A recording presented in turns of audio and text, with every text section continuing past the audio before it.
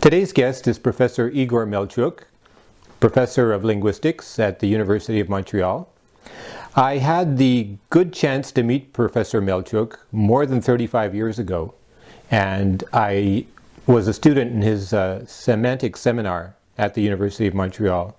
Professor Mel'čuk is a fascinating personality. In this podcast, we talk about Professor Mel'čuk's life, his research in linguistics, how he sees this field of linguistics, and how he perceives existence in general. I hope you will enjoy it. Today we are speaking to Professor Igor Mel'čuk from the University of Montreal. I first met Professor Mel'čuk in 1986. I was a student in his semantics seminar, and it was one of the most memorable courses I ever took. That 36 years later, or 35 years later, I still remember most of the things that Professor Mel'čuk talked about, or a great many of them, except for the very technical details. Of course, I had a hard time with that, but our general discussions about linguistics, about life, about science, these things stuck with me, and I'm very happy that we reconnected last year through his courses on Russian history. And now I would like to say greetings to Professor Mel'čuk, and I'd like to say, first of all, Professor, tell us about yourself. Where are you from? Where did you go to university? How did you choose linguistics? Well, I was born in the glorious, or notorious, it depends, the city of Odessa. You see, it's a very special city. It used to be for about 50 years or more, Porto Franco, which means that there were no customs and no censorship. Therefore, it was a kind of a breeding ground for freely thinking people. Odessa produced best Soviet poets and writers. My mother was from Odessa. She was a daughter of a dentist. Her mother was dentist. My granny, whom I knew, who really, you will hear a bit later. I owe my life or whatever I have to her, to my granny, because my mother died very young. She was not even 30 when she died. And my father, but the husband of my granny, whom I never met, he died before I was born, was an engineer in railroads. Quite well-off Jewish family, solid, you see, professionals, etc. But then the father of the family died, and it was very lucky for him because otherwise, of course, he wouldn't survive the Stalinist purges. And my granny, who had a dental practice, was thrown out of it. Everything was confiscated. She remained in the street with two daughters, very young daughters, 5 and 8 or something like that. Incredible, very difficult life. My father, on the other hand, was born in Kiev in the famous Predmostная Slobodka. It's not too much detail. It is okay, Andrius, like yeah, that? It's okay. Or I should just go. No, that's fine. Tell us what year you were born too. Yes, and he was the son of a small merchant, not even a merchant. His father owned a barge and would bring wood from Belarus to Ukraine and then further to Odessa. He was killed by robbers one night in 1916, and my father, being 16 and a half, joined the Red Army. He was in the famous Red Cavalry, and I have several very interesting proof of that. He was almost illiterate, absolutely courageous, very honest at the time. So he made an excellent communist. Until some point in his life, he was immediately recruited for the famous first section. It means counterintelligence, and then intelligence, etc. But after 3 or 4 years after the Civil War, he understood that it's lethal to be in this organization. And as you know, you cannot leave it. It's impossible. Once you are in, it's for life.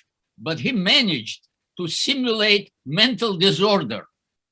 For 1 year, he went from one psychiatric clinic to the other. He was tested by and was admitted as completely out of his mind and let go. So the next several years, no one knows where he was. At least I don't know, and his older sister didn't know, the only person from the family to whom I could speak. Then he surges up as a vice rector of a huge industrial university in Kharkov. The institution exists even today. And I believe that it was a family myth because he was illiterate. He spoke fluent Russian, but he could not write in Russian. And he became vice rector. At the time, he was like less than 30 or something like that. He already had a family. He had a son and a daughter. He married at 17. And his bride and then wife was 16 at the time. But I checked through the web. Yes, he was the vice rector of this university. And what happened? My mother, 17-year-old, was a student there. And one day, the students were sent for the summer practice. Groups of students were sent to different industrial installations, et cetera, to work. He came to see, he was a very, how would I say, not industrious, but in this sense, he was like a German. He always wanted everything to be done to the point. Exactly, we said it is like that, so it must be like that. So he came to see whether all the people went on the train, etc., etc. So my mother fell in love. It took 10 minutes. Went on the train with no tickets, with no luggage, with no nothing to accompany his students to where they were going. And as a result, I'm here. So he was a brave cavalryman. After that, he had to obviously drop the Kharkov University. He couldn't stay there after this romance. And that's how I was born. The next step in our common life was Stalinist purges. At the time when they started, say in 36 or maybe a bit before, my father, I don't know how, but he was the chief of a state-owned society for industrial and construction explosions. Where he learned the use of explosives, no one knows. But he was employed, not him personally, but his organization, in the greatest and biggest and most important Soviet construction sites, like Magnitogorsk, etc. And then suddenly, being a very important person with excellent salary and everything, he drops everything and goes with a scientific, in big quotes, expedition to Tuva. Have you ever heard of Tuva?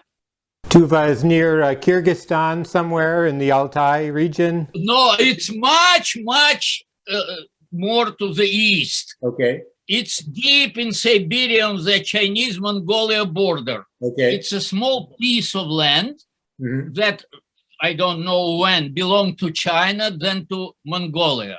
Then, during the revolution, it became independent. It was famous in Russia because all boys who collected post stamps adored the stamps of Tuva. They were printed in the Soviet Union, and they were incredibly beautiful, big like that, different forms, triangular, even round ones. So during the Second World War, Tuva was occupied by the Soviet Union and annexed. No one noticed, absolutely. So, except probably for the former government, all of them were shot, just not to ask too many questions. But at that time, in 36, my father went there The aviation in this sense did not exist. There was no railroad. So you have to go by train to the huge river of Yenisei, and then on the boat up and up and up, and then on horseback, and I don't know on what else. So to arrest him there, it would take 2 divisions of cavalry to be sent. He took with himself my mother, my granny, me, and the 2 children of the first marriage, all people who had the name of Mel'čuk. The name was really dangerous. And we disappeared in Siberia for 2 or 3 years. Okay. When we returned, everybody in the direction of his former organization of explosives was dead. Only 2 people survived and returned to see him 20 years later. But he somehow was there, alive and kicking. Well, that's how my life started. Then there was war, terrible evacuation from Moscow, famine, dystrophy. I almost died. Then my mother died of cancer, many different things. But I survived somehow. And then I went to school in Moscow. Nothing special, except that the school which I went to was a former French lycée, a very famous in Moscow. It was for the boys, it was before the revolution, it was only a boys' school. And after the revolution with Stalin, it became again a boys' school to which I went. It was very close to the only Catholic church in Moscow, just 100 meters. So, of course, it was built, I don't know when, exactly for the kids who were Catholics living in Moscow, Lithuanians, Poles, Frenchmen, Belgians, etc. And then, well, it was the school, I can speak about my school for hours. There were many interesting experiences and events. Then there was Moscow University from 1950 to 56.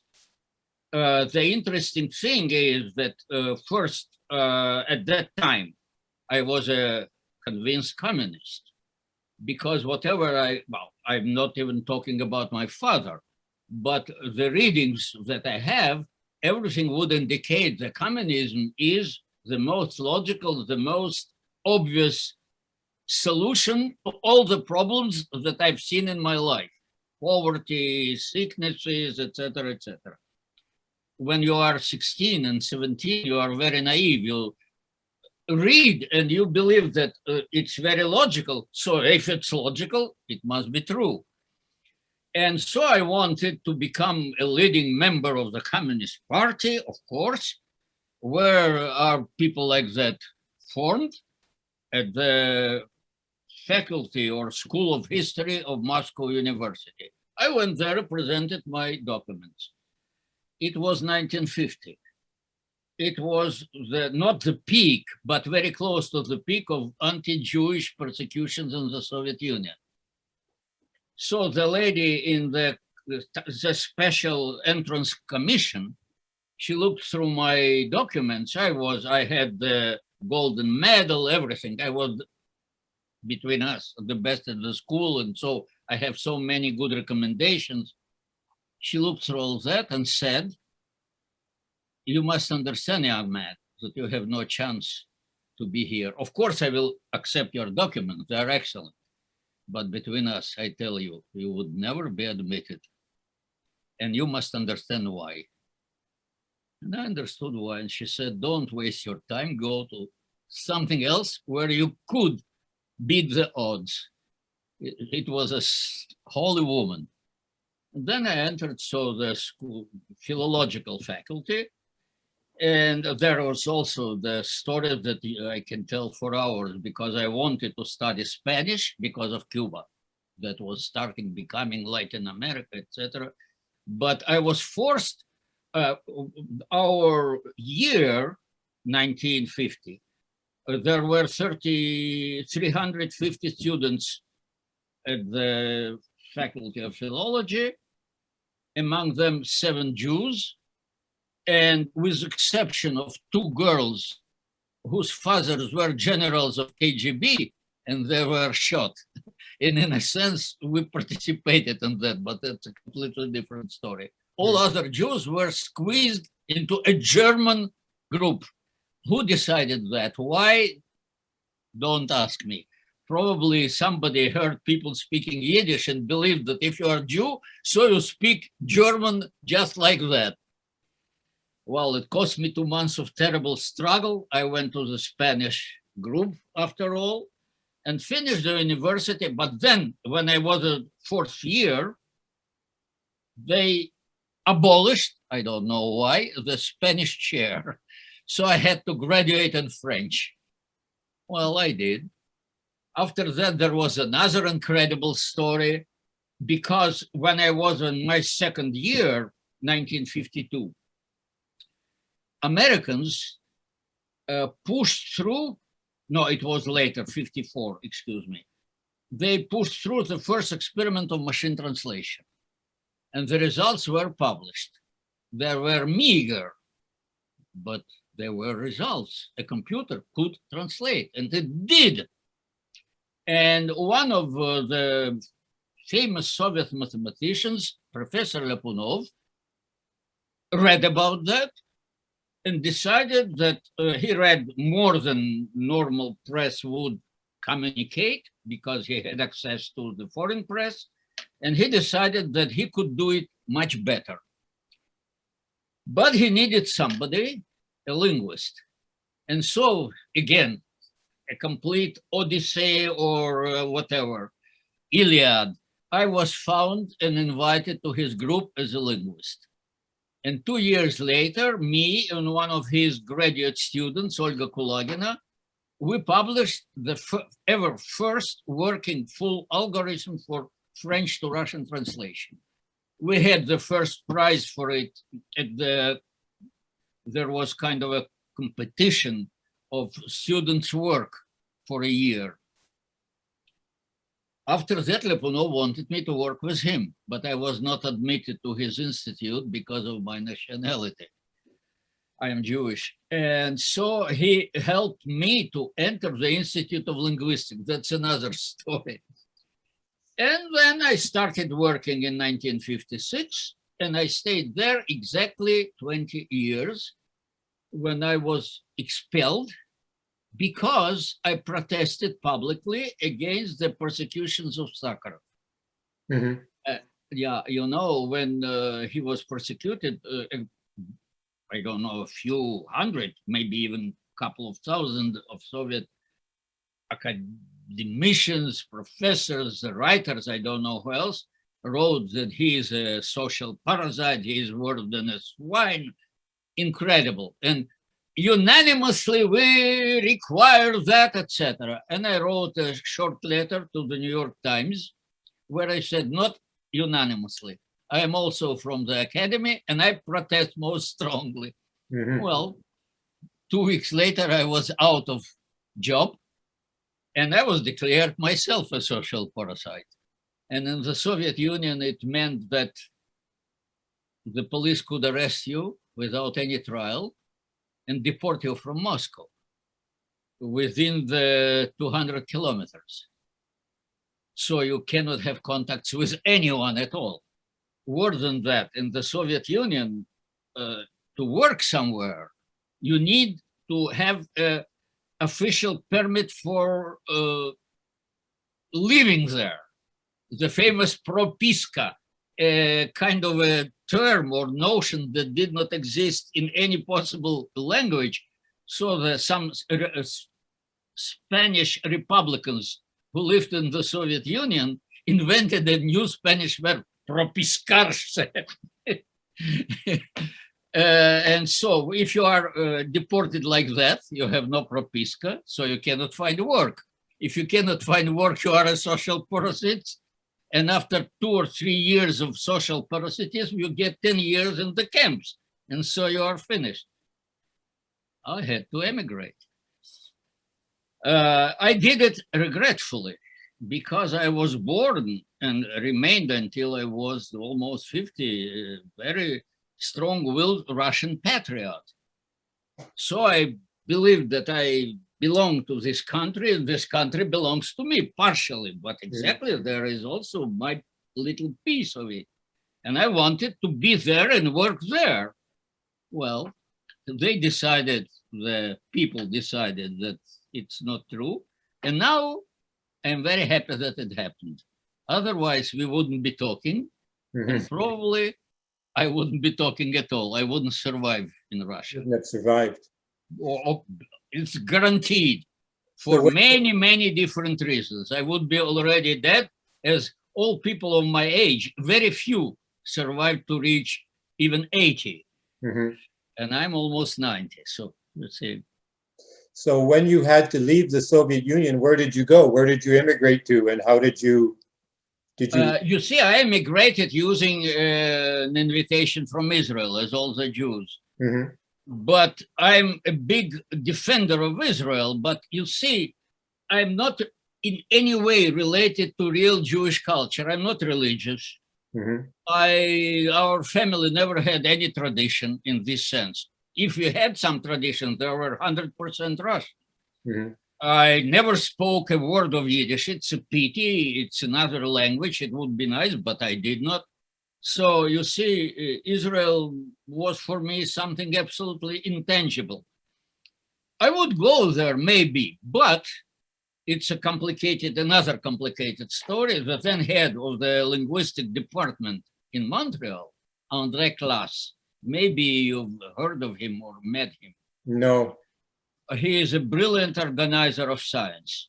It's thanks to him that for some time, our linguistics department was probably one of the best in North America. Now it's not.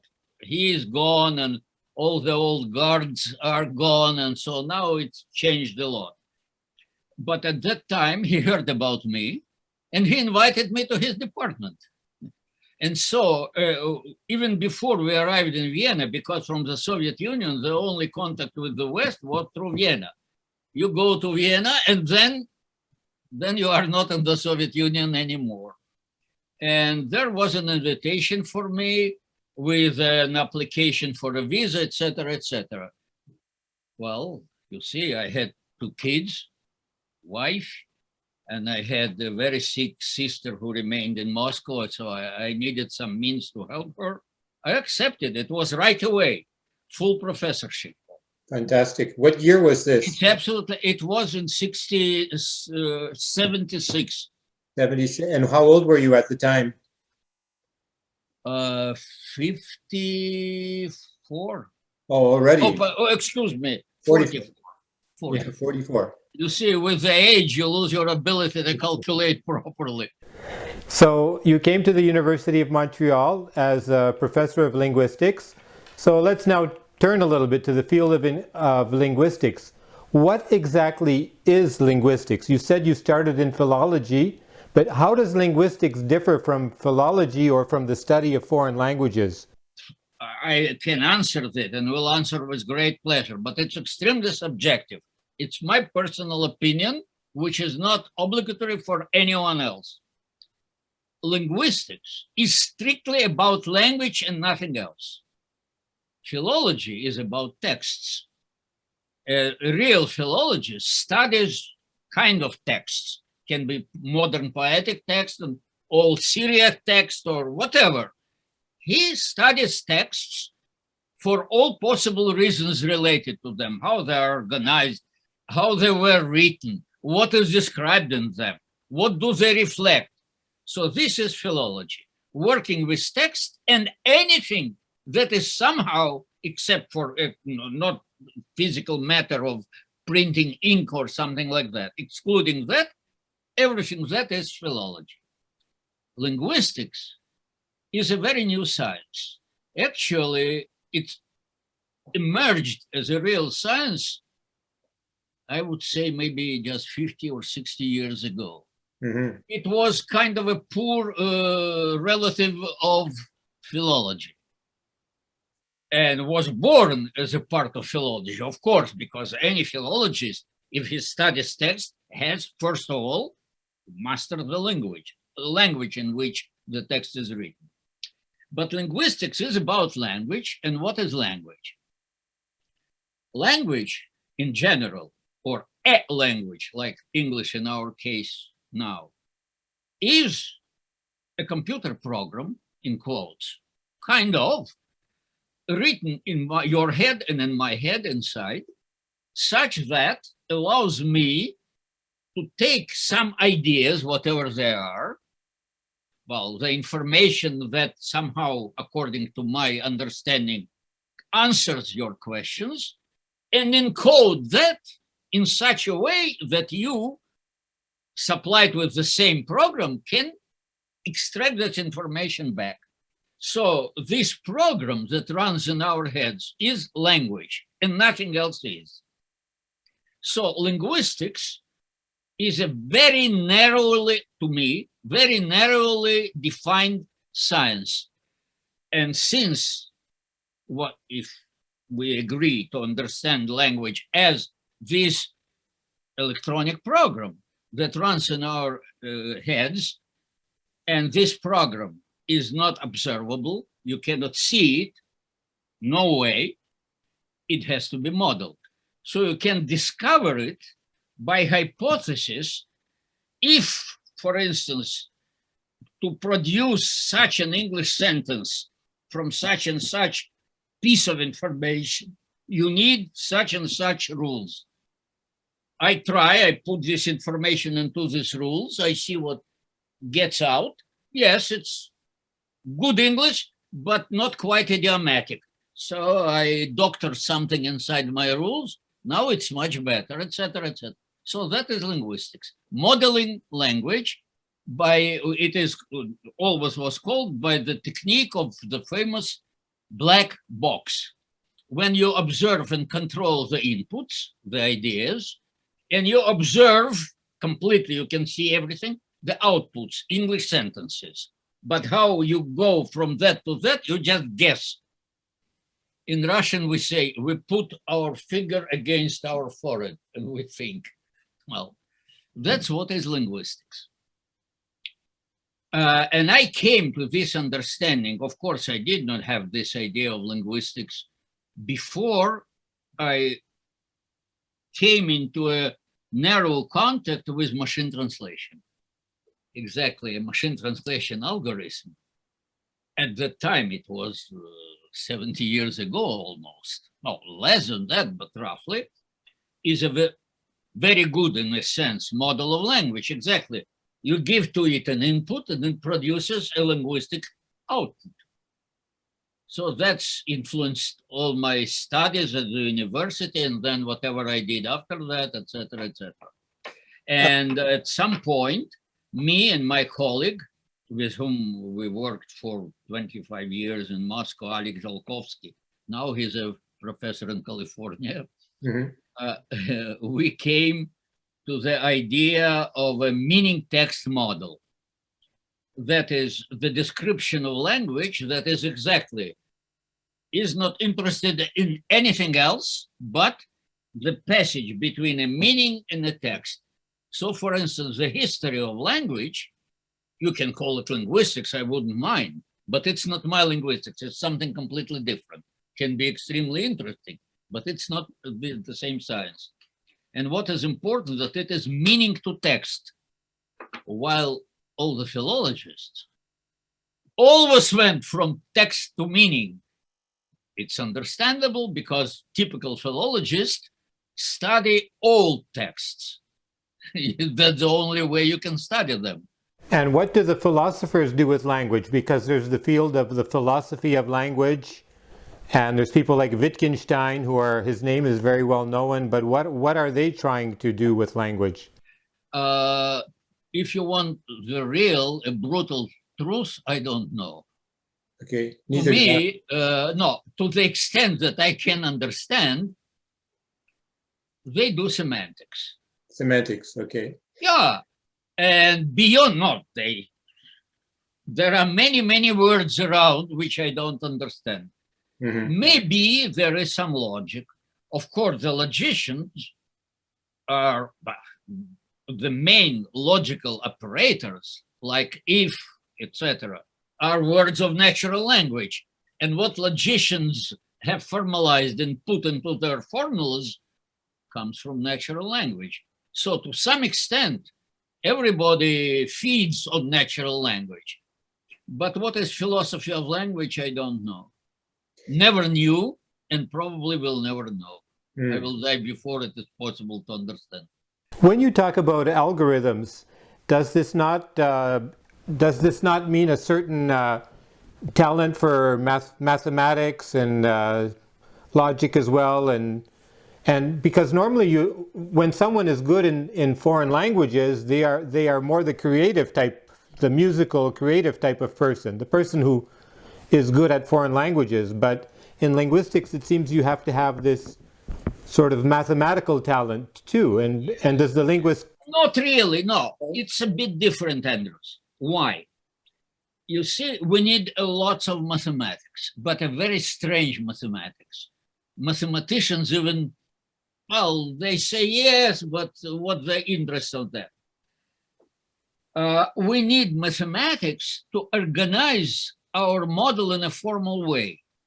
We don't have axioms and we don't prove theorems, not at all. So it is not mathematics in the strict sense in which the mathematicians used to understand it. It is similar to some extent, but not quite to the relationship between mathematics and physics. In physics, the physicists also need formal models. And of course, they use lots of mathematics. But to a typical mathematician, what physicists do with mathematics is horrible. They vomit when they see what physicists define their function, etc. It's not rigorous, but first, it works. And second, it gives the mathematicians new food to develop their formal theories. So language, everything depends how it will be developing in the future. The little upper layer of language that we are trying to understand now, this, not much mathematics is needed. Basically, well, a bit of algebra and a bit of symbolic logic, and that's it. But at some point, the most difficult, at which I don't dare to touch even, it's the link between the meanings that are formal object, symbolic object, and the reality, which is not something symbolic, it's continuous, it's not discrete. And this passage from something non-discrete, continuous, to a discrete, formal, symbolic representation is extremely difficult. And I think much more mathematics will be needed. But it will be, you know, after my funeral.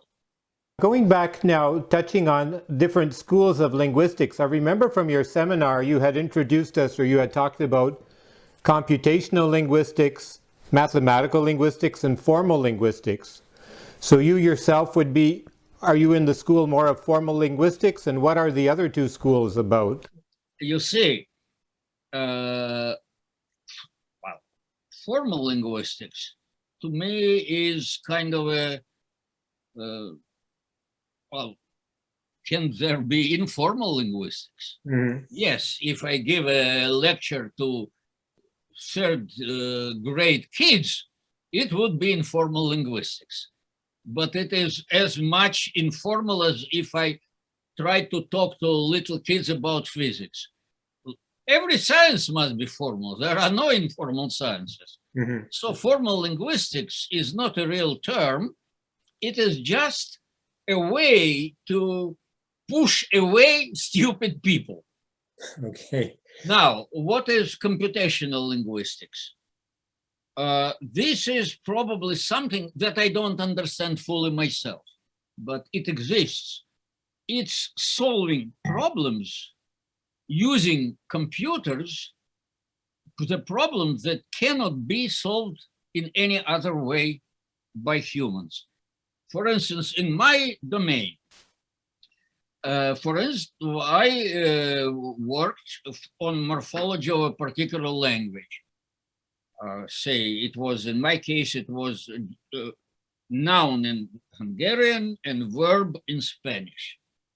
So what I wrote rules that applied to any root, nominal or verbal, produce any possible form in the language. Well, I pretend or claim that my rules are correct.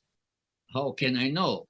No way, because there are about, I don't know, 60,000 Spanish verbal roots, and each verb has about 200 forms. So I cannot check all of them. A computer can.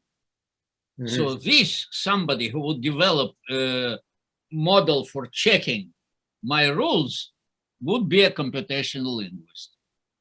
The other thing, I'm studying a language that is not quite well known and for which a good dictionary does not exist, and probably there is not even a grammar. How I go about it? Well, I try read texts, or if I have access to an informant, I ask him, how would you say this? How would you say that, etc., and try to compile something. It would be possible for a computer to go through the encoded texts and present me a set of parallel things that are repeating, and it would help me enormously. Okay. So it's also computational linguistics. Now there is a third way that appears. That's exactly what Google translators do. They developed systems that observing parallel texts find corresponding expressions. The expressions that if you see that in English, then you always see that in Spanish. They collect all these expressions, and since their memories are unlimited, they start translating reasonably well. But no one knows exactly how it happens. A person who, it's called deep learning, the person who developed the algorithm can enjoy the results, having the translations, but he would never discover anything about how it happens actually. The computer, and only the computer itself, knows. It's also something computational. Now, what is mathematical linguistics? It is a study. Since I'm not a mathematician, I cannot properly judge. It's studying formal properties of some linguistic objects that are mathematically formalized. Well, the simplest example would be like that.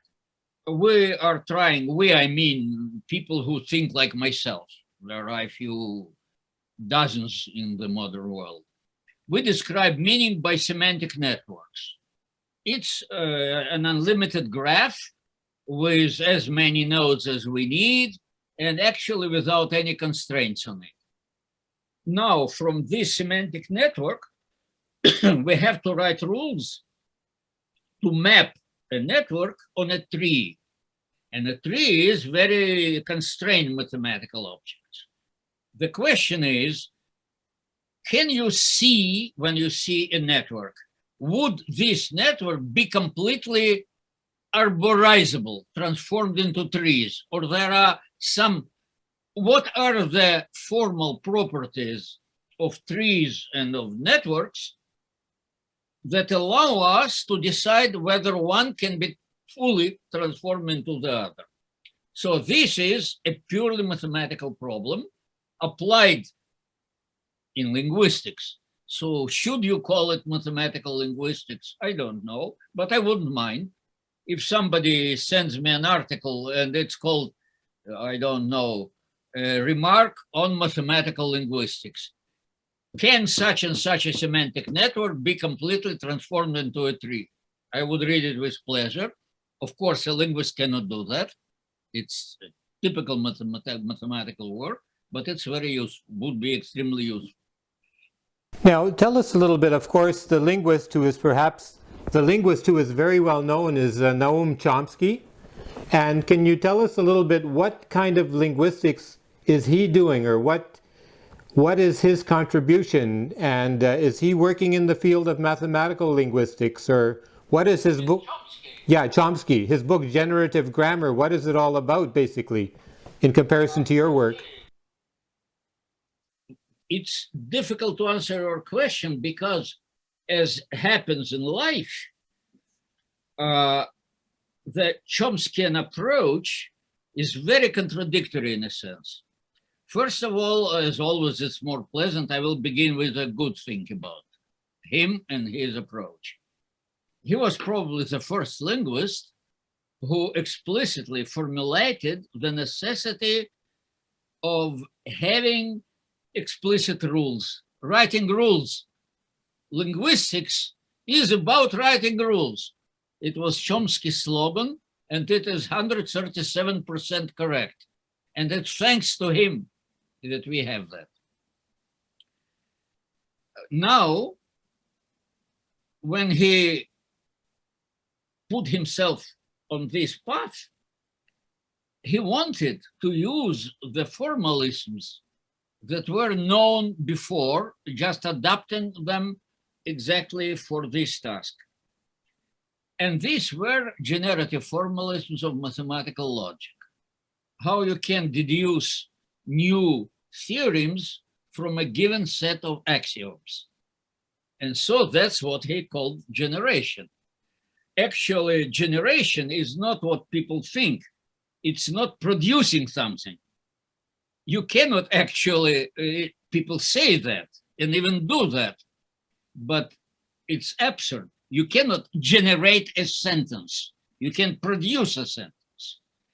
The term generate, and that exactly as Chomsky understood it, he was a good logician, is to describe a set. You write a set of rules which allow you to, starting with something, starting node or an axiom or whatever, produce all and only elements that are contained in a set. So it's a way to describe a set, some set. So you generate sets, not real sentences. And here is where the problem starts. People never generate anything at all. I don't generate anything, and you don't, and Chomsky never did. So he immediately said that his model does not describe what happens in reality. It's a formal way to approach the reality. Okay, you can do that. But what for? People do an obvious thing. They have meanings and they translate in quotes or associate with these meanings some sentences. That's what they do. So in language, there is no generation in any possible sense of the word. But Chomsky started what he started because it was 60 years ago or even more. All the ideas of semantics, etc., did not exist even. And he had a very good generative mechanism for formal languages. He just luck and applied them to his needs. But formal languages are not about the expression of a meaning. They are about the derivation of correct conclusions from given premises, while language is absolutely not about that. And therefore, the whole apparatus of generative grammar is absolutely absurd from the viewpoint of a good linguist. So in one sense, Chomsky gave a good impetus to all of us. Start writing formal rules. Show me how this rule goes from that to that. 100% correct. With a terrible conclusion. Let's take a starting symbol S and derive things from it. That was the end of linguistics in a sense. For many reasons. For instance, it's a brilliant example. it immediately leads to the syntactic structure of the expressions, which is called the phrase structure, or the structure of immediate constituents. But such a structure is logically absent. Why? Because the structure of a sentence is the information of about the sentence minus all the means used to express this information. And what are the means how do we express information in sentences? First of all, we use word order. If I change word order, I don't know, food storage is not the same as storage food. Absolutely two different things. Then there is morphology that in some languages, Chinese, Vietnamese, and many languages like that don't have any morphology. And then there is intonation that makes groups of words together. So if the phrases are in the sentence, and they are there cannot be in the structure, because the structure indicates all the information minus what is used to produce a sentence. That's minus word order, minus morphology, and minus intonation or prosody. Therefore, phrase structure is absurd, completely absurd, even more absurd than, I don't know, the famous phlogiston or philosophical stone. And for 50 years, linguists were breaking their legs, necks, or whatever they had to break, solving artificial problems that don't exist at all. And this is the bad part of Chomskyan approach. Well, But the worst, excuse me? no, go ahead. Sorry, go ahead. Yeah. Everything, it's a completely different aspect.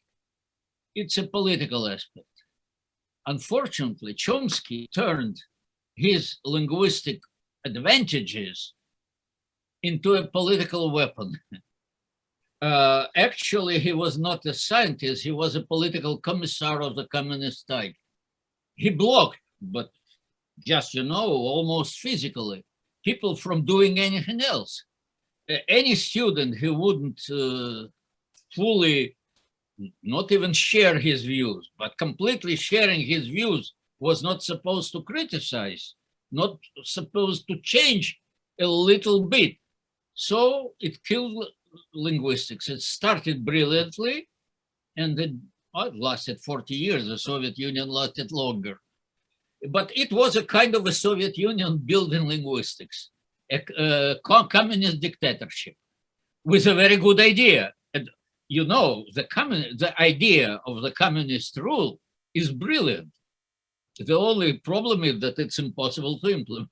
It's exactly what happened to Chomsky linguistics.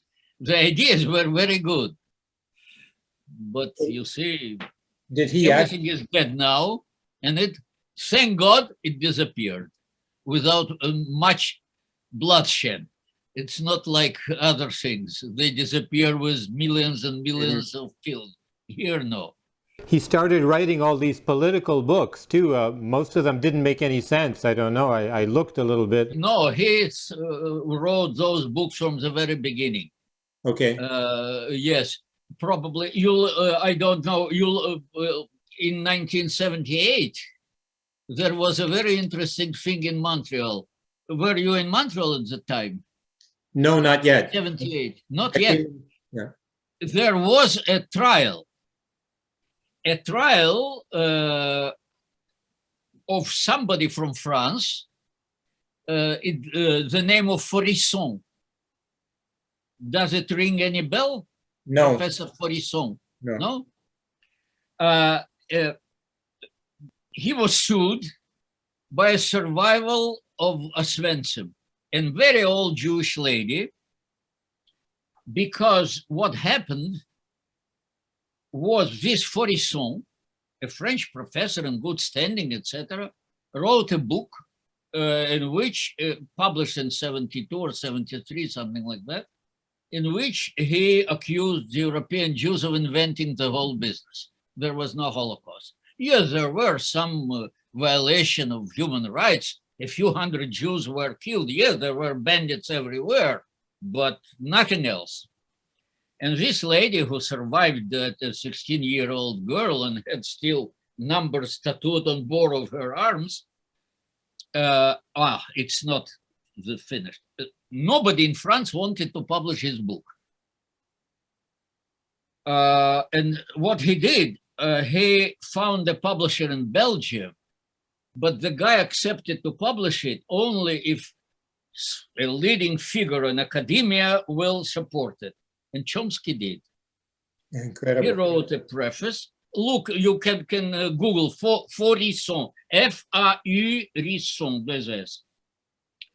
Chomsky wrote a preface that, well, it's not proven, but anybody has the right to have this opinion, and in this opinion there are many interesting aspects, etc., etc.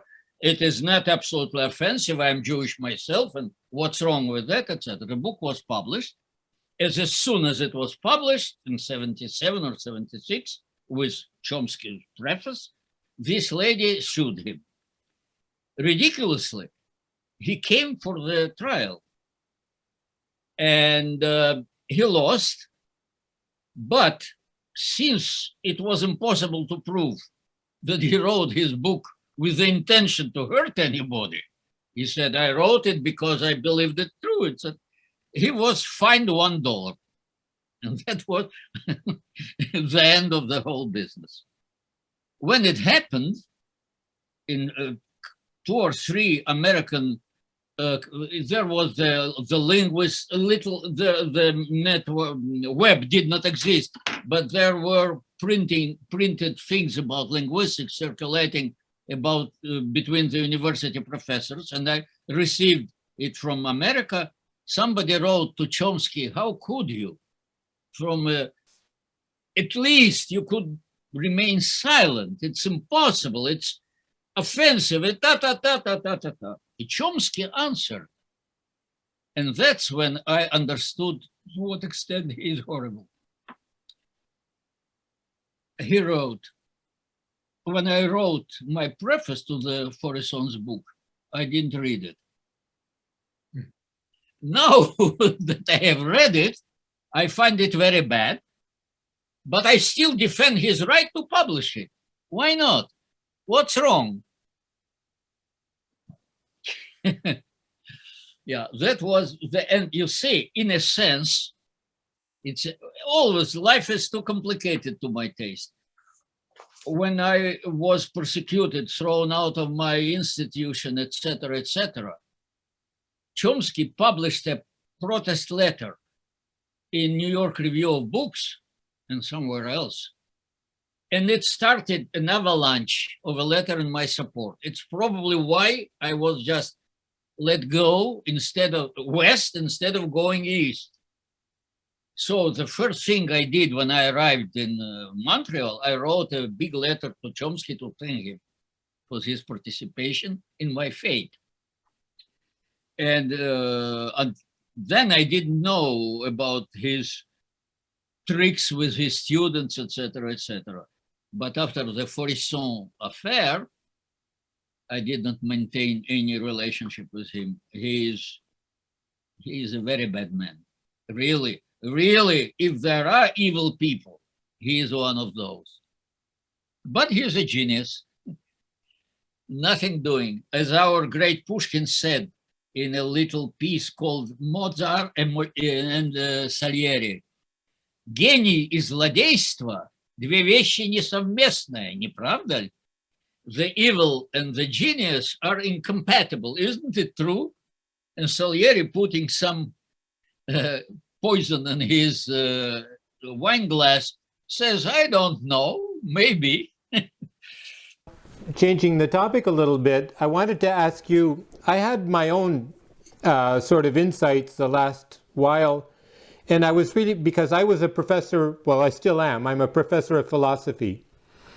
But I started to think that basically, maybe language is everything. I taught philosophy, I'm interested in psychology, But basically, everything comes down to language, and what more do you want than language? Therefore, it is languages that we should perhaps study more than anything else. Maybe the structure of languages, but also foreign languages, and it's all a question of how can we articulate meaning, and if we cannot do this, if we cannot articulate meaning properly, if we cannot communicate. It's really, you see, you have to define better your terms. What do you mean by meaning, first of all?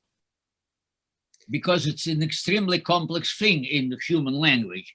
Mm-hmm. And in linguistics, we have to reduce it to something tangible.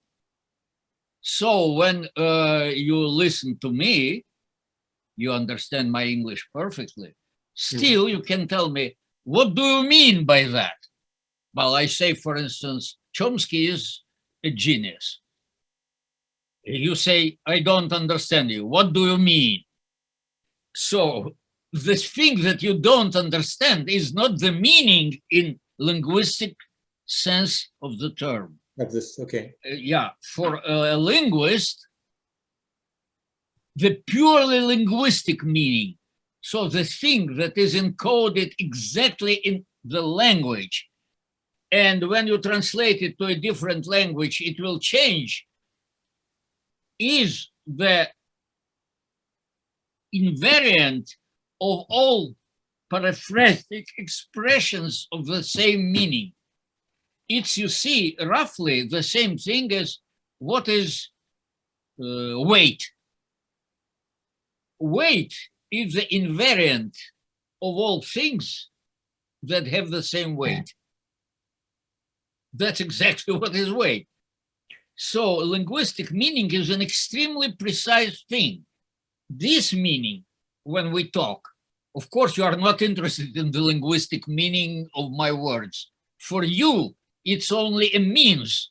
You immediately understand this meaning and you translate it to something much more kind of, I don't know, voluminous and more developed, etc.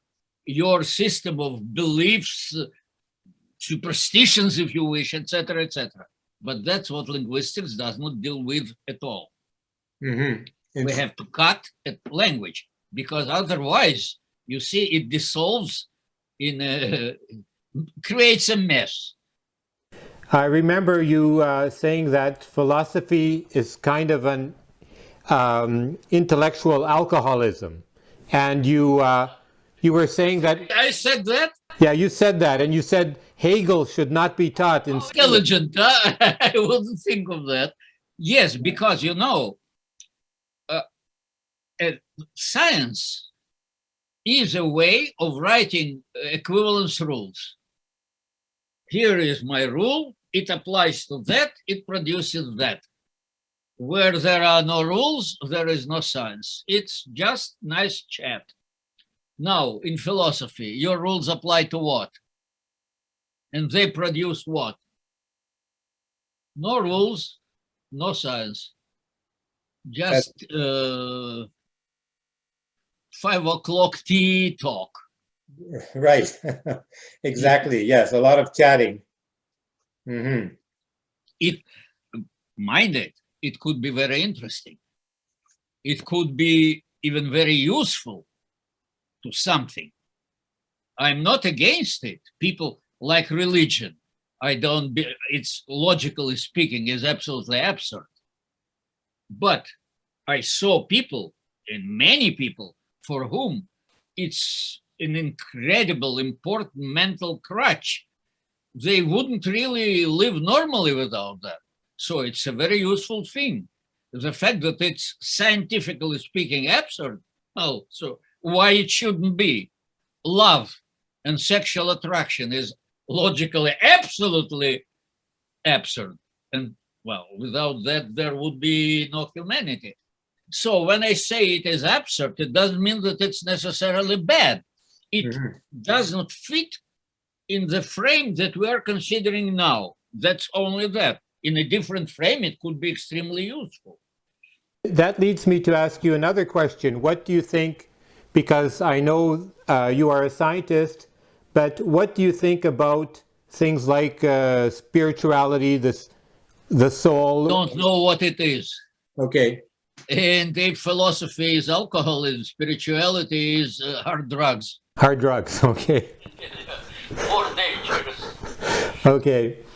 I remember you saying that man is a pig with a computer. That's what we are, basically. You see, I understand perfectly that it's only one side of any person. Mm-hmm. Personally, I'm the closest approximation to a computer that I can imagine as a human being. Mm-hmm. It means that it so happened I was born like that. It's not my merit. My emotions depend on my logic. For instance, even when I was extremely young and full of hormones, etc., I could not imagine what is unshared love.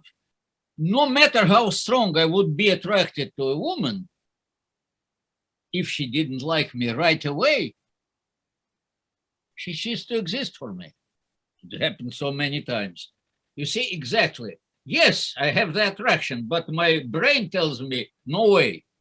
She doesn't want you. And exactly what you look in a woman for is she must want you. Then that's love. And if it doesn't happen, so I cannot imagine. People suffer from unhappy love. I cannot imagine that. It never happened to me, and of course never will now. So say all this said, it doesn't mean at all that I can fully control all my impulses, all my emotions. Yes, I was very unhappy, even in this respect and other respect. You see, I had kids, and not always they were exactly to the level that I want from them.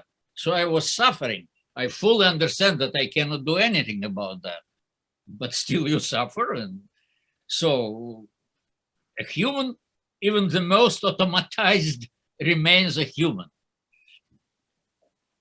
And why I'm saying that? Because people who like spirituality or whatever they mean by that, nothing bad in that. They need it, let them have it. Why not? I don't need it because, you see, I don't feel need in it, and I cannot understand. Like people adore, I don't know, seafood. And chemically, I'm incompatible with seafood. It makes me sick right away. So I would never say that it's a bad thing. Not for me. But you see, if you like it, it's perfect. Mm-hmm. By the way, you know why I don't like seafood? Why? Because I have red hair. I had, now it's, but you can still see, you see. Red-haired people have more Neanderthal genes than not red-haired people. Neanderthals were red-haired. Actually, Cro-Magnon, well, the ancestors of all of us, could not be red-haired. So if you are red-haired, you have more, normally, for instance, for you it's guaranteed you have maybe 1.5%, 2% of Neanderthal genes, and I have maybe 7%. And it makes all the difference. The color of my hair, and they hated anything that is in water. They didn't eat fish. So their brains did not develop properly, and we people ate them. Just ate them completely. And they disappeared. Interestingly, red-haired people are widespread in 2 regions of the earth. It's Ireland and Scotland, and Palestine. Jesus Christ was red-haired, as far as we know. But if you meet a red-haired French, guaranteed c'est un Breton. I tried, I don't know how many times, and I never missed. Celtic. Celts have more Neanderthal genes than non-Celtic people, which contradict the other thing. They adore seafood. So you see, genes are also a very complex business. They are in a bunch, but different bunches. But my bunch, I have red hair and I hate seafood. I want to ask a few final questions. Now, for example, being a person of scientific mind, how do you sort of now prepare for how are you preparing for the end of your life? Or how do you see which is coming, and it's coming for me too, maybe, perhaps. So how do we prepare for this? Andrius, you are so young. I know, but you easily could be my son. That's true. Not everybody lives so long as you do, though. So how do you see this? Because you're a happy fellow, as far as I can see. I remember from your courses and following your Russian history classes, you have a sense of humor. And I'm not afraid of death at all. It never was. One time I almost died. I was hit by an avalanche in Pamir Mountains. I don't know. I'm afraid of being sick, of being impotent, of being suffering, losing my head. For instance, I'm losing my head. I cannot I write books and different papers, and it so happens that at the same time I must work on 2 or 3 different papers. A set of proofs comes, etc. You understand that. And I make mistakes. I put some documents in the wrong folder, etc., etc. It never happened before. It starts happening. So that's I hate, and I'm afraid, and I struggle against it, and I fight it with all possible means. Then if one moment I die, well, before I die, there is no death. After I die, there is no me. So it's, you see, but I'm saying that because I feel it like that. Many of my very close friends died. And just, you see, a few months ago died the guy who saved my life in Pamir. It was in 58, 42, 62 years ago. I was hit, my arm was completely broken and I was in a terrible state. I couldn't go down the mountain by myself. And the people in the group were afraid to go look for me, because the snow continued to move it. It was dangerous. But 2 guys, and both died. One was older than me and the other one was much younger, said, we'll go. Maybe he's alive. We have to see. They went and they took me down. And they took care of me, because in this state I could not sit down or lie down, I couldn't go pee by myself. So they saved me really like a good mother or father would. And they died, and it hurts. But, well, it's logical. You have to die. The second principle of thermodynamic is valid, unfortunately. Well, life is beautiful after all, Andrius. Yes. Yeah, for Your sure. interest for things that I love so much makes it even more beautiful. So you're still active. You're still active even now, working as a linguist, publishing, and yes, I work a lot, and you see, well, not for me to judge, but I like what results. Basically, I reread my papers or some published results a year or 2 years later. I don't remember clearly how it was done, and when I read it, so it's well done. Mm-hmm. No, you see, just a book is out in Germany. It's called 10 Studies in Dependency Syntax, a big, solid book. I think it's a good one. Now I'm working hard. I would like to, before I die, to finish another one called General Phraseology. Mm-hmm. Anything about different idioms of different languages. No, I work a lot with my wife. She is a bit younger, but still not a young lady. Jordanska. She's a linguist also? She's also a linguist, your wife? Mm-hmm. And, And- she is a good linguist, and we have worked a lot together, and we continue. Well, what I had to drop. First, I dropped running, jogging. Okay. Then I dropped skiing. Mhm. Now, even walking is no, I can walk, but you see, it's not a pleasure anymore. Mm. It's a chore. Well, so it will happen, but I have no choice. I cannot do anything at all. So why should I think about that? I don't. Well, thank you very much. It's been Thank you, Andrius. You see, fascinating you talk. did to me what a good farmer does to his cows. He milks them. Uh-huh. Otherwise, there are other herds. And exactly, I was born to produce information. So if there is a listener, what a pleasure.